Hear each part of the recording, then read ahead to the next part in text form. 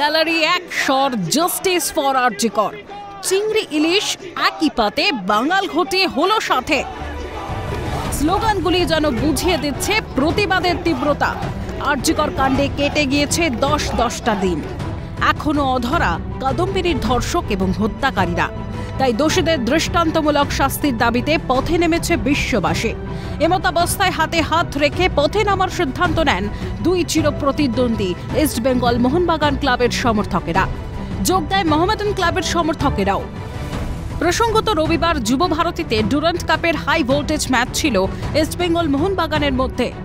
পুলিশের কাছে আগে থেকেই খবর পৌঁছয় আরজি কর কাণ্ডের প্রতিবাদে হাত মিলিয়ে দুই দলের সমর্থকেরা আন্দোলনে নামতে পারেন।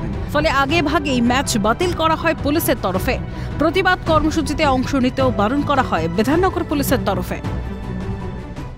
তারা হয়তো একটা ভালো ইন্টেনশন নিয়ে এখানে আসছেন ফর সাম প্রোটেস্ট, কিন্তু there is a very high chance যে আজকের প্রোটেস্টে কিছু বিশৃঙ্খল এলিমেন্টস ঢুকে একটা ভায়োলেন্স করার চেষ্টা করে। আপনাদের আমি কয়েকটা ক্লিপিং শুনিয়েছি, there are more such things. সেই জন্য আমি সবাইকে রিকোয়েস্ট করবো to refrain from coming to the stadium. তবে তাতেও আটকানো গেল না প্রতিবাদ কর্মসূচি। পূর্ব নির্ধারিত কর্মসূচি অনুযায়ী রবিবার দুপুরের পরেই যুব ভারতী ক্রীড়াঙ্গনের সামনে শান্তিপূর্ণভাবে অবস্থান বিক্ষোভ চালাতে থাকেন ইস্ট বেঙ্গল মোহনবাগান এবং মোহামেডান ক্লাবের সমর্থকেরা। ঘটি বাঙাল মোহামেডান জমায়েত শুরু হতেই বিধাননগর পুলিশ কমিশনারেটের তরফে বিশাল পুলিশ বাহিনী মোতায়েন করা হয় যুব ভারতী ক্রীড়াঙ্গনের সামনে। নামানো হয় র্যাফও। আচমকাই আন্দোলনকারীদের উপর লাঠিচার্জ শুরু করে পুলিশ। তাড়া করতে করতে প্রতিবাদীদের যুব ভারতীর সামনে থেকে উল্টোডাঙ্গার দিকে নিয়ে যাওয়া হয়। কাদাপাড়া বাইপাস কার্যত রণক্ষেত্রের রূপ নেয়।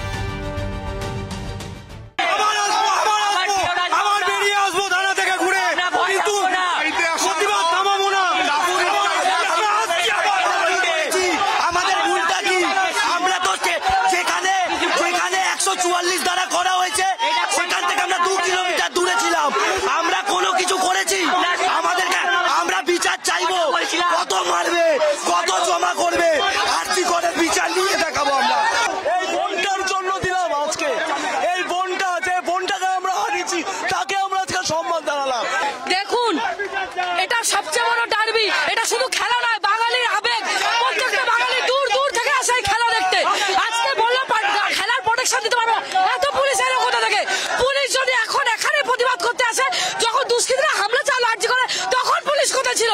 তখন দাঁড়িয়ে বলছে আমাদের কাছে অর্ডার নেই লাঠিচার্জ করার, আর আজকে দাঁড়িয়ে আছে লাঠিচার্জ করার সাধারণ মানুষের উপরে। আরজি করে পুলিশ প্রোটেকশন থাকা সত্ত্বেও মেয়েটাকে কি করে ধর্ষণ করা হলো? সরকারি জায়গায় যদি মানুষ ভাবে প্রোটেকশন না পায় আর কোথায় পাবে বলবেন? পুলিশকে এখন ছিছি করা যায় ছাড়া আর কোনো জায়গা নেই। এটা হচ্ছে ইস্ট বেঙ্গল মোহনবাগানের ফাইট না, গিয়ে এত যে খারাপ কাজ হয়েছে যে এটা জাস্টিস পাওয়ার জন্য আমাদেরকে এক হতে হবে। আর এত বছর পর প্রথমবার ইস্ট বেঙ্গল মোহনবাগান এক হয়েছে। বাংলা এক হতে হবে, দেশকে একসাথে লড়তে হবে। দেশকে লড়ে এইটার জাস্টিস চাই, যাতে সেকেন্ড টাইম কেউ এই কথাটা ভাবতেও না পারে যে এরকম কিছু করতে পারবে। কোনো রাজনৈতিক দলের হয়ে প্রতিবাদ নয়, বরং মানবিকতার লড়াইয়ে নেমেছেন তারা। তাদের আরও অভিযোগ, পুলিশের তরফে যুব ভারতীর 200 মিটারের মধ্যে 163 ধারা জারি করা হয়। তারা আইন মেনে 200 মিটার দূরত্বেই শান্তিপূর্ণভাবে অবস্থান করছিলেন। পুলিশ আচমকাই তাদের উপর লাঠিচার্জ করতে শুরু করেন। প্রেজেন্ট ভ্যানে আটক করা হয় বেশ কিছু আন্দোলনকারীকে। এমনকি মহিলা পুলিশ না থাকা সত্ত্বেও মহিলাদের উপর লাঠিচার্জ করা হয় পুলিশের তরফে।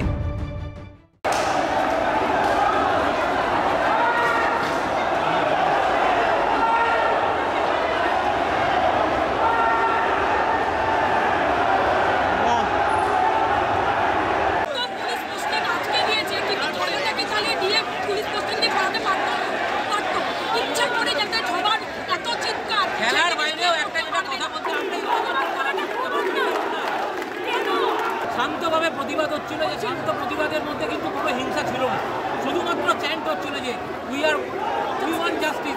এর বাইরে কিছু হচ্ছিল না। হঠাৎ করে পুলিশ লাঠিচার্জ করা শুরু করলো, তারা করে শুরু করলো। ঘটনাস্থলে পৌঁছে বিজেপি নেতা কল্যাণ চৌবে পুলিশের ভূমিকা নিয়ে প্রশ্ন তোলেন।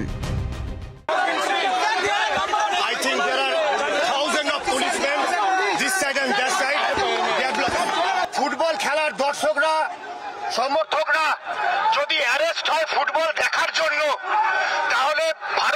ফুটবলের জন্য, পশ্চিমবাংলার ফুটবলের জন্য, সারা পৃথিবীর ফুটবলের জন্য লজ্জা। আজকে পুলিশ কি বলবে যে 10টা ছেলেকে তুলে নিয়ে গেছি? কেন? তারা ফুটবল খেলা দেখতে এসেছিল। ফুটবল খেলা দেখার জন্য কাউকে অ্যারেস্ট হতে দিতে পারবো না। মানুষ বিচারের আশায় যখন কোমর বেঁধেছে, তখন পুলিশ কেন প্রতিবাদীদের উপর বারবার আক্রমণ করছে?